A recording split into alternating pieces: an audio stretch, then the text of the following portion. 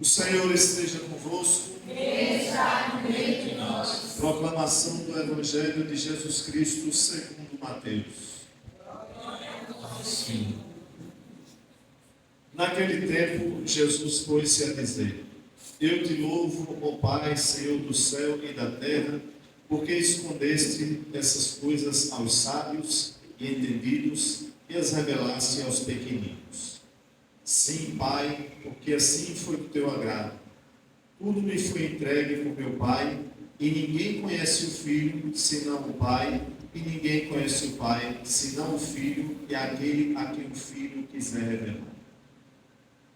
Vinde a mim todos vós que estáis cansados e fatigados, sob o peso dos vossos fardos, e eu vos darei descanso.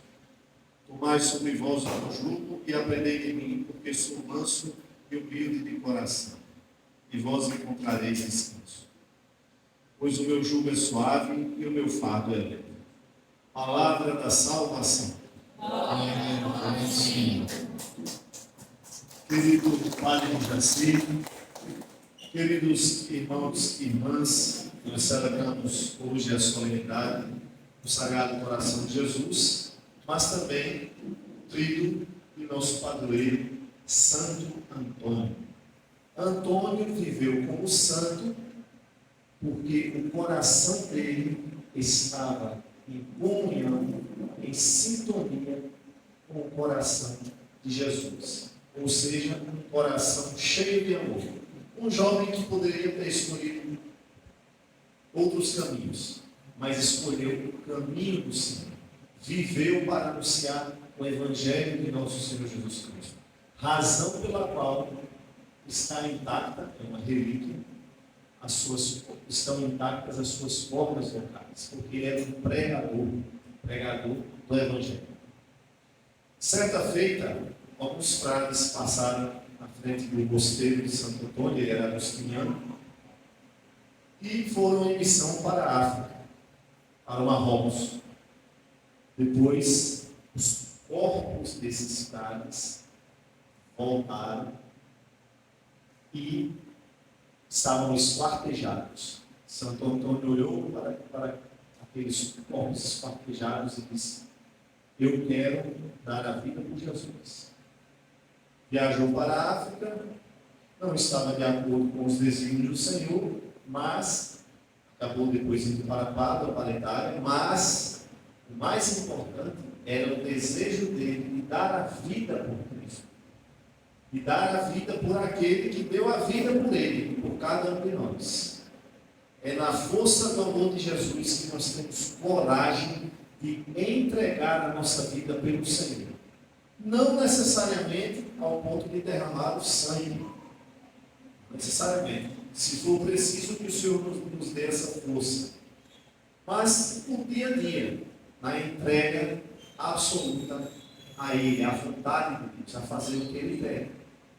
Que é anunciar o Evangelho e viver de acordo com o que Ele nos ensina. Disse o Senhor: Eu te louvo, ó Pai, Senhor do céu e da terra, porque escondeste essas coisas aos sábios e entendidos e as revelastes aos pequeninos. Santo Antônio era sábio e entendido, era um doutor em teologia, um homem muito inteligente. Essas palavras do Evangelho se aplicam a ele? Não. Porque uma coisa é o discípulo que é obediente ao mestre, que vive para fazer a vontade do mestre e que abre o seu coração para aprender as coisas do mestre, para aprender as coisas de Deus. O discípulo cuja sabedoria é a sabedoria que vem do alto, do Senhor, a sabedoria de Santo Antônio. Outra coisa é o falso sábio.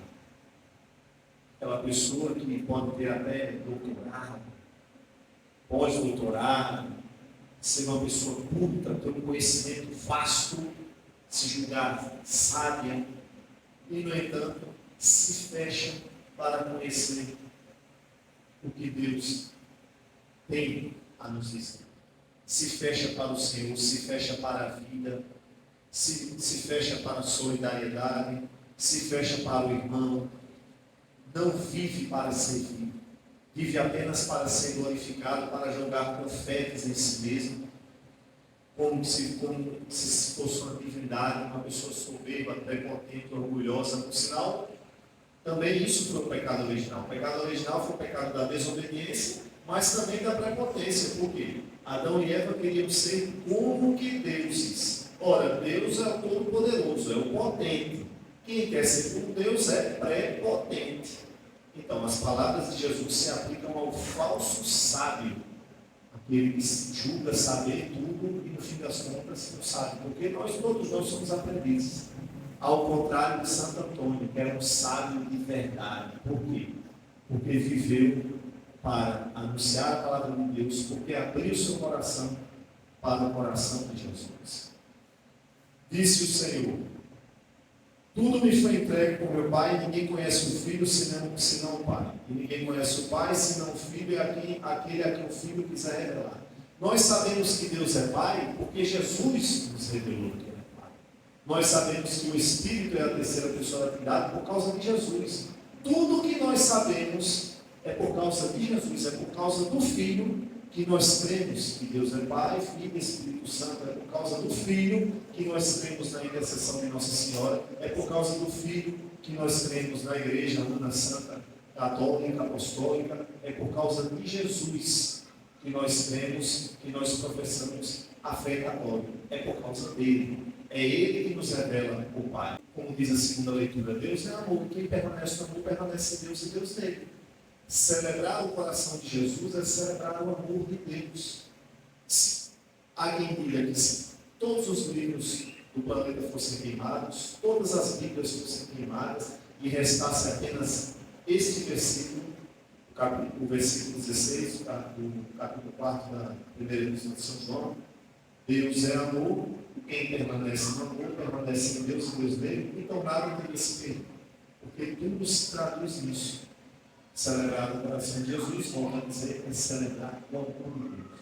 O amor que tocou na vida desse jovem Santo Antônio e o fez um pregador do Evangelho, um exímio pregador. Um homem que se fez pobre com os pobres. Continua o Senhor: tomai sobre vós o meu jugo e aprendei em mim, porque sou manso e humilde de coração, e vós encontrareis descanso. Quem segue Jesus procura ser uma pessoa mansa e humilde. Mas atenção, ser manso não é ser bobo. Ser cristão, reitero, não é ser bobo. Ser manso é ser uma pessoa de paz, porque Cristo é a nossa paz, Ele é o príncipe da paz. Mas o mesmo Cristo que é manso é aquele que denuncia injustiças, porque denunciar injustiças, anunciar a justiça do reino, denunciar injustiças, não faz com que a pessoa deixe de ser mansa. É uma pessoa de paz. Por exemplo, o Papa Leão é um homem de paz, é um homem manso, mas às vezes ele abre a boca para falar, para criticar os senhores, já abriu a boca algumas vezes para criticar os senhores da guerra, aqueles que de manso nada têm.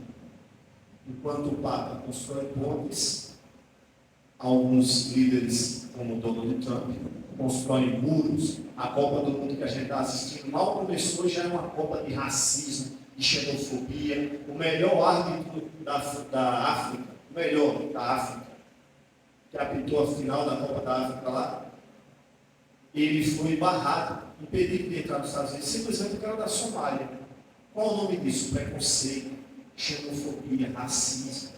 Jogador do Iraque ficou mais de 7 horas no interrogatório lá na polícia dos Estados Unidos. A seleção de Senegal foi revistada lá na frente de todo mundo, ou seja, pessoas passando por constrangimento. Mal começou a Copa. E eu digo, é a Copa da xenofobia, a Copa do racismo. Não por causa do México. O México está fazendo a sua parte bonitinho. Os mexicanos estão fazendo a sua parte.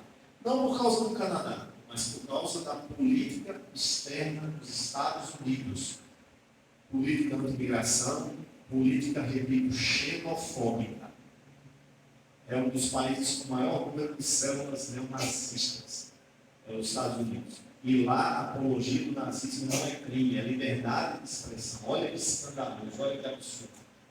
Pois que nós possamos aprender com Santo Antônio, cujo coração é um coração cheio do amor de Cristo, o coração de Jesus, o coração de Santo Antônio, estavam em perfeita sintonia, em perfeita comunhão, possamos aprender com eles a ser mansos e humildes, assim como o nosso Senhor é. Digamos juntos: Jesus, manso e humilde de coração, fazei o nosso coração manso e humilde semelhante ao vosso. Digamos novamente: Jesus, manso e humilde de coração, fazei o nosso coração manso e humilde semelhante ao vosso.